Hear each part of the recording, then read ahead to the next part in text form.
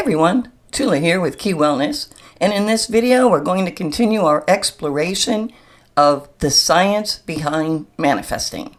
It was Nikola Tesla, one of the world's greatest minds and a very future-thinking physicist, who said, if you want to find the secrets of the universe, think in terms of energy, frequency, and vibration. And that's what we're going to talk about today as we delve deeper into the secrets of the universe and how those secrets can help you manifest your best life ever. Now, before I begin, I'd like to remind you that the foundational work is in the prior videos in this series, When the Student is Ready. So if you haven't seen the videos that precede this one, you may want to watch those to get an understanding, because this one will build upon that information. And I will always be referring back to prior videos to further develop your understanding. So let's get started. So in our prior video, our key takeaways were that everything is energy, that the atom, the foundational component for all matter, is mostly empty space. And for the most part then, it is waveform. It is energy. And this is why both Tesla and Einstein have told the world repeatedly, everything is energy. Of course, this was in the 1940s, but since that time, especially through the 1970s, physicists have known this and they have further developed their knowledge. In the world of physics, there's no longer any doubt that everything is energy. All current studies are based upon that assumption. It is only among the major populace that there are so many people who still do not understand that everything is energy. And in order for you to make the science of physics work in your favor, to literally cause the universe to conspire in your favor, in your efforts toward manifesting, you need to understand that everything is energy. Everything. If your mind remains locked in the paradigm that everything and everyone around you is solid, set, and inflexible, then you will not be able to embrace and then use these concepts in your favor. And you'll begin to understand why as we move forward. So if everything is energy, then in order to manipulate energy in our favor, we need to first understand energy. So let's take a look. Energy exists in waveform. That means that everything around you, the chair you're sitting in, is comprised of just merely waveform. I know it feels solid.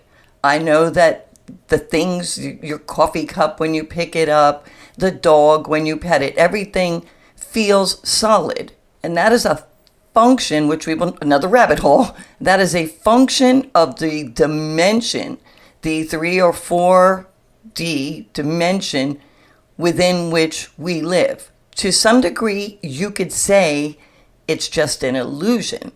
And again, that's a rabbit hole, but the best way I could frame it for now to give you some sort of reference is we experience our world only through those tools which the body that we live in has provided us with. So we have 5 senses.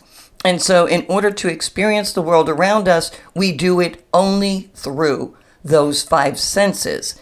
And it is only the manner through which those senses first collect the stimuli and then convert and interpret that stimuli that tells our mind what the world around us is. So what I'm saying is, just because that's the way we experience the world, that doesn't mean that's the way it actually is. It is only the way we interpret it. I will get a little bit deeper into this later, but I just want you to understand in the 3D world within which we exist, it only seems the way that it seems because of the way we are designed and the way we interpret the stimuli, the data, the energy that surrounds us. That doesn't make it real. That doesn't make our interpretation necessarily real or accurate. It just makes it our interpretation. So going forward, keep this in mind, because forever people have been taught things like, well, I heard it for myself, or seeing is believing, or, oh, I was right there, I experienced it. But what you experienced was through a sifter. What actually happened was one thing, or what is actually happening or being around you is one thing. What you experienced, however, was only what your senses were able to translate it into. And so since that is all your mind has ever experienced, that is what you believe to be real and true. But it's not. Just remember, seeing is not necessarily believing. When you free yourself from that paradigm of thinking that your limited sense of the world is reality, a whole new world is open to you. And this, my friends, is the secret behind manifesting. That's why it's not just spiritual. As Einstein said, it's not philosophy. This is physics. Welcome to a new world. So now that we understand and can appreciate the significance of everything being energy and the significance of energy itself, we now need to better understand energy. So energy occurs in a wave form, and that wave form is measurable. And the reason it's important that it's measurable is because different wave forms produce different things in our 3D world. So let me repeat that. Different waveforms produce different things in our 3D world.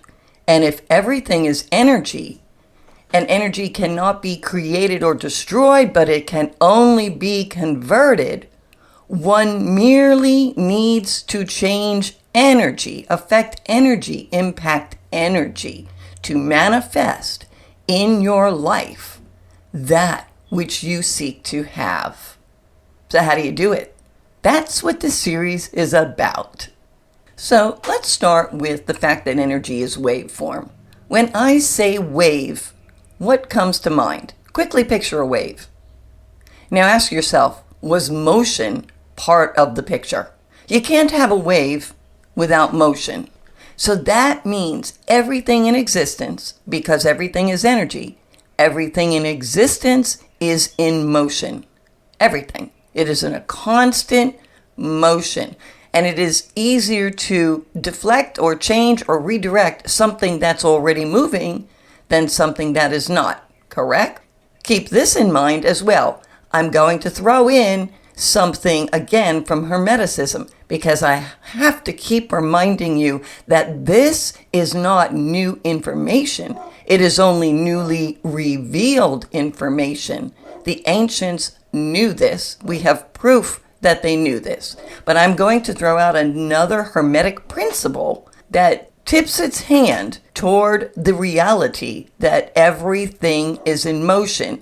And that Hermetic principle is that everything vibrates. And in fact, it does. Everything vibrates because everything is in wave form, and all wave form is a vibration. It is the changes in this vibration, which we refer to as frequency, that distinguishes between different things that we experience in our 3D. And by things, I mean those things which are tangible and those things which are intangible. For instance, light versus sound versus electricity versus a baseball. They are all comprised of energy. Don't forget that atom and the stadium. These are all just energy. The difference between them is their frequency. So then, we need to understand frequency, don't we?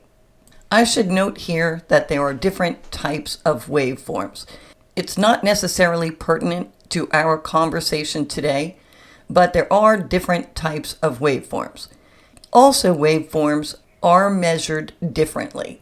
For instance, sound will be measured in hertz, whereas light would be measured in nanometers.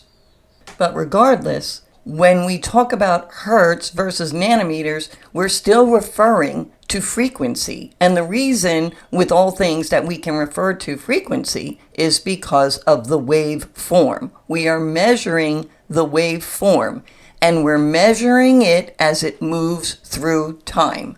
So if you've heard me go back and forth between 3D versus 4D, that's because there's 3D, length, width, and height, until you take into account time. And time is how we measure, due to our limited ability to interpret and translate the energy around us. It gives us the illusion that we are moving through time. Physicists are working on that. That is another rabbit hole. But frequency is measured as it moves through time. For instance, how many waves move through a certain distance within a given amount of time. So therefore, in order to explain frequency and explain how we experience things in our 3D world, we use time as part of our measurement. Without factoring in time, we could not measure a waveform, at least not the way we currently do it. And if you cannot measure waveform, you cannot determine frequency. And it is the differences in frequency that creates and differentiates the world around us. So then, every wave has a crest and it has a trough. The crest is the top of the wave, the trough is the bottom of the wave. And then you have between the crest, you have so much space. And that is how we come up with frequency. That space between the crests is called the wavelength. From that midpoint, either to the crest or to the trough, is your amplitude.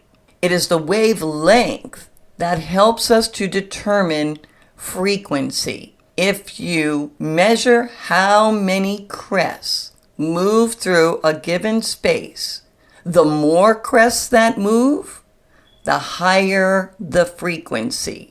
The less crests you have moving through that space at the same amount of time, the lower the frequency.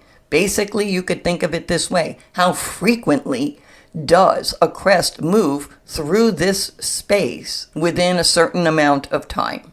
And usually it's 1 second.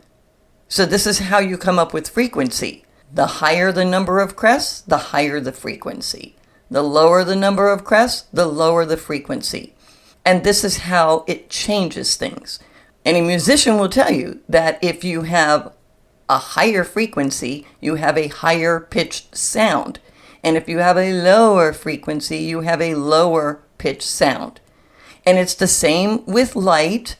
As the frequency changes within the color spectrum, you get different colors depending on the frequency or speed of the crest moving through a given amount of space. So getting back to what I was saying before about how the world around us is merely an illusion, and it's based on how we interpret the energy around us through our senses and their limited range and ability. That is the only way we're able to differentiate things in the world. So let's take light and let's take the color purple versus the color red. The only reason we see a difference between those two colors is because the waveform is moving at different speeds, red having the lower frequency, purple having the higher frequency. As those waves hit our eyes and then travel through the optic nerve, and that information, the data on that wave, is then translated in the mind, and then we give it a name, the color red, the color purple. But that doesn't mean that that's the way it is. Some other species, animal, creation, could see the very same spectrum or waveform, and their neural system may interpret it differently. And then again, some other creature that is designed differently and whose neural system and sensory system is not the same as ours may have the capacity to see colors that we cannot see, to see vibrations and energies we cannot see, to feel energies we cannot feel, to hear sounds we cannot hear. And that is not a hypothesis, that is a reality. And if you look at the light spectrum, the visible part of the light spectrum to the human eye is merely a sliver. In fact, most animals can hear a much wider range of sound and see a much wider range of light than we as human beings can see or hear. By way of example, this is exactly why there are silent dog whistles, because they are emitting a sound. They are not silent. They are only silent to the human ear. A dog can hear them just fine. Birds, with their range of vision, are able to see ultraviolet or near ultraviolet light. And reptiles can see infrared. We need special equipment to see infrared, but reptiles can see it with their eye, and this helps them to sense the heat of their prey. So why would we even begin to think that what we are experiencing through our senses is in any way the sum total of what there is to experience in this world? We are only tapping into a sliver of the energy around us in terms of what we are sensing. What of everything we are not sensing? Or are we not sensing it? That's a little foreshadowing on what's to come. You have no idea what you're capable of. But in order to get you there, in order to get you to where you understand what you are capable of and what you truly are as a human being, you need to understand where you fit in this landscape of reality, quote unquote, reality. So to set a foundation, as we go forward, delving deeper into energy, I want you to understand that a lot of the physics and discoveries are largely using light as energy. And the reason for that is that the energy of light, the waveform of light, is very unique in that it does not need a medium through which to travel.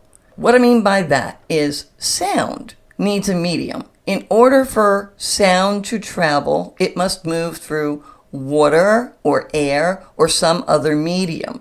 And that is how sound moves. Light, however, is what physicists use when they are doing studies of waveform and particles. They use the smallest packet of light, which is called a photon. And I just want you to know this so that when you look at studies, you understand what you're seeing. And they use light and photons because light can travel without a medium. Light, the waveform of light, can move through a vacuum. Now, it slows down ever so slightly when it moves through a medium. In fact, light slowing down as it moves through the moisture in the air is, in fact, why you see a rainbow. But nevertheless, because of the properties of light, it lends itself to physics studies. And so, since the smallest packet is a photon, you may hear of that in some physics studies.